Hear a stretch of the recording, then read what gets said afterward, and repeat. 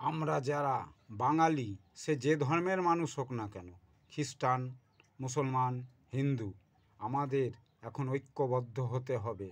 কারণ আমাদের ভোটে জিতেই প্রধানমন্ত্রী হয়েছে আর স্বরাষ্ট্রমন্ত্রী হয়েছে, আর এখন আমাদেরকেই পরদেশি বানিয়ে দিচ্ছে। যারা দেশবাসীকে পরদেশি বানালো, ভারতবর্ষটাকে 3 টুকরো করে দিল, যারা বাংলাদেশ, পাকিস্তান, ভারত বানালো একটা দেশকে, এখন সেই কেন্দ্র সরকার তাদের প্রতি কোনো ব্যবস্থা নিতে পারছে না। তারা হচ্ছে সেই ব্রিটিশ আর কংগ্রেস, তাদের প্রতি কোনো ব্যবস্থা নিচ্ছে না। আর যারা ভারতের আদিকাল থেকে বাসিন্দা, দেশ ভাগের আগের থেকে, তাদেরকেই হয়রানি করাচ্ছে এনআরসি, সিএ, এনপিআর করে।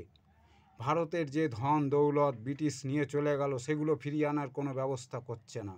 যেমন কোহিনূর হিরে, ময়ূর সিংহাসন আজ লন্ডনে পড়ে আছে, সেগুলো ফিরিয়ে আনার কোনো ব্যবস্থা করছে না। অথচ যাদের ভোটে জিতেছে তাদেরই হয়রানি করছে। তা আমাদের প্রত্যেক বাঙালিদের উচিত আজ গর্জে ওঠা। সময় এসে